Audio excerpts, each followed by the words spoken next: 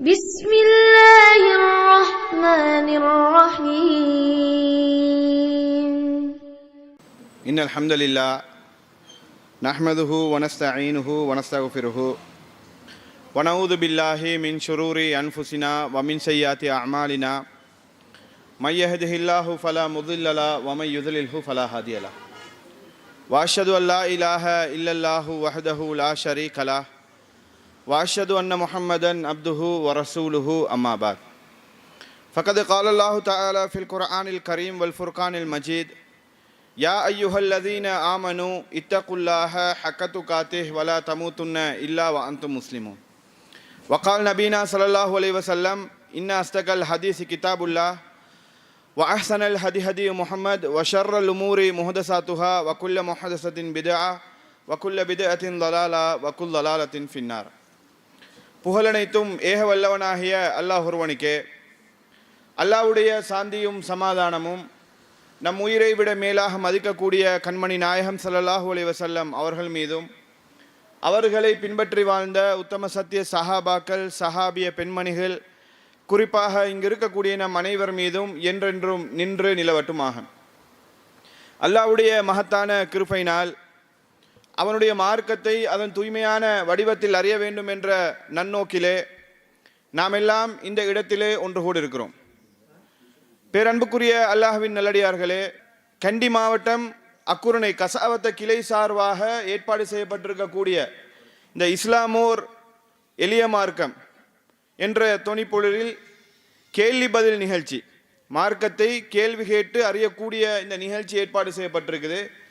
இந்த நிகழ்ச்சியில் கலந்து கொண்டு கேள்வி கேட்டு பயனடைய வேண்டும் என்ற அடிப்படையில் இந்த ஊர் மக்கள் அதே போல் வெளியூர்களில் இருந்தும் மக்கள் கலந்து கொண்டிருக்கிறாங்க.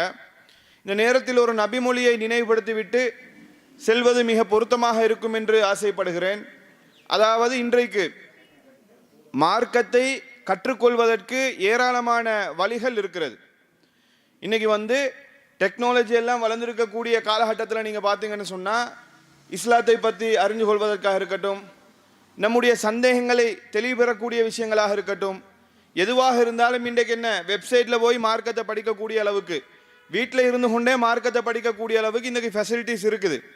யூடியூபுக்கு போனேன்னு சொன்னால் வீடியோ வழியாக என்ன செய்யலாம், நிறைய விஷயங்கள் அறிந்து கொள்ளலாம். அப்படி இருந்தாலும் இது போன்ற நிகழ்ச்சிகளில் நம்ம கலந்து கொள்கிறோமா இல்லையா? நம்ம யோசிப்போம், இது வீட்டில் இருந்தே நமக்கு படிச்சுட்டு போயிடலாமே, வீட்டில் இருந்தே நமக்கு மார்க்க விஷயத்தை அறிந்து கொண்டு போகலாம் தானே, இதுக்குன்னு சொல்லி நாங்கள் மெனக்கிட்டு டைம் ஒதுக்கி நேரம் ஒதுக்கி செலவழித்து இந்த மாதிரி நிகழ்ச்சிகளில் கலந்து கொள்ளணுமா, இதில் என்ன நமக்கு நன்மை இருக்குது என்றெல்லாம் நமக்கு என்ன செய்யலாம், சில நேரங்களில் சந்தேகம் வரலாம். அல்லாஹ்வுடைய தூதர் ஸல்லல்லாஹு அலைஹி வஸல்லம் அவங்க சொல்லி காட்டுறாங்க, மன் சலக தரீகன் யல்தமிசு ஃபீஹி இல்மன் ஸஹலல்லாஹு லஹு தரீகன் இலல் ஜன்னா. யார் ஒருவர் மார்க்கத்தை அறிந்து கொள்ள வேண்டும் என்பதற்காக வேண்டி, மார்க்கத்தை கற்றுக்கொள்ள வேண்டும் என்பதற்காக வேண்டி ஒரு பாதையில், கல்வியை தேட வேண்டும் என்பதற்காக வேண்டி ஒரு பாதையில் செல்கிறாரோ, ஸஹலல்லாஹு லஹு தரீகன் இலல் ஜன்னா, சொர்க்கத்துக்கு போகக்கூடிய ரூட்டை, சொர்க்கத்துக்கு போகக்கூடிய பாதையை அல்லாஹ் இலகுபடுத்தி வைக்கிறான். இது ரசூலுல்லாஹ் சொல்லக்கூடிய ஒரு முக்கியமான வாக்குறுதி, முக்கியமான செய்தி. மார்க்கத்தை படித்து கொள்றதுக்கு, மார்க்க விஷயங்களை தெரிந்து கொள்வதற்காக வேண்டி, கல்வியை கற்றுக்கொள்வதற்காக வேண்டி நாம் ஒரு இடத்துல இருந்து இன்னொரு இடத்துக்கு பயணம் மேற்கொள்கிறோம் என்று சொன்னால், ஒரு இடத்துல இருந்து இன்னொரு இடத்துக்கு போறோம்னு சொல்லி சொன்னால், சொர்க்கத்துக்கு போகக்கூடிய வழியை இறைவன் லேசாக்குவான்னு அல்லாஹ்வுடைய தூதர் ஸல்லல்லாஹு அலைஹி வஸல்லம் சொல்றாங்க. அப்போ இது போன்ற நிகழ்ச்சிகளுக்கு பிசிக்கலாக கலந்து கொள்றது, வீட்டில் இருந்து ஆன்லைன் வழியாக படிக்கிறது, நாலேஜை டெவலப் பண்ணி கொள்றதுக்காக வேண்டி படிக்கலாம், அது ஒரு தனிப்பகுதி.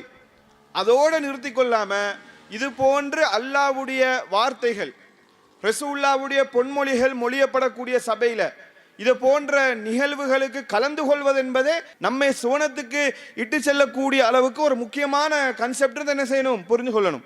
அப்போ அந்த அடிப்படையில் இது போன்ற நிகழ்ச்சிகளை நாங்கள் அரேஞ்ச் பண்ணலாம். என்னதான் ஆன்லைனில் பல விஷயங்கள் இருந்தாலும் எல்லாருக்கும் எல்லாத்தையும் தேடி படித்து கொள்ளக்கூடிய சந்தர்ப்பம் இருக்காது. நம்ம மனசில் மார்க்கத்தை பற்றி ஒரு முக்கியமான சந்தேகம் இருக்கலாம், ஒரு முக்கியமான எனக்கு தெளிவு வேணும் என்று ஆசைப்படலாம்.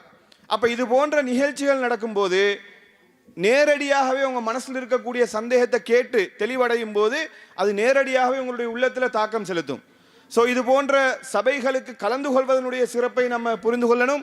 அதே போல கேள்வி கேட்டு மார்க்கத்தை படித்து கொள்றதுனாலையும் நமக்கு ஏராளமான நன்மைகள் இருக்குதுன்ற அந்த தகவலையும் முதலாவதாக உள்ளத்தில் ஆழமாக பதிய வைத்துக்கொண்டு நாங்கள் என்ன செய்வோம், நிகழ்ச்சிக்குள்ளே போவோம்.